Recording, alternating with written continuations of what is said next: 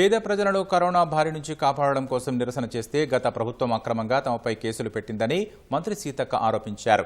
చట్టాలపై నమ్మకం, విశ్వాసం ఉందన్న సీతక్క వాయిదాలకు వస్తామని తెలిపారు. కరోనా సమయంలో నిరసనకు సంబంధించి నమోదైన కేసులో హైదరాబాద్ నాంపల్లిలోని ప్రజా ప్రతినిధుల కోర్టు విచారణకు హాజరయ్యారు. కరోనాను ఆరోగ్యశ్రీలో చేర్చాలంటూ ఇందిరా పార్క్ వద్ద సీతక్క నిరసన చేపట్టారు. కరోనా వ్యాధి నుంచి పేదవాళ్ళను కాపాడుకోవాలనే ఉద్దేశంతో ఆరోగ్యశ్రీలో కరోనాను చేర్చాలని ప్రజల యొక్క డిమాండ్, ప్రజల యొక్క అవస్థలు చూసి మేము ఆనాడు పోరాటం చేయడం జరిగింది.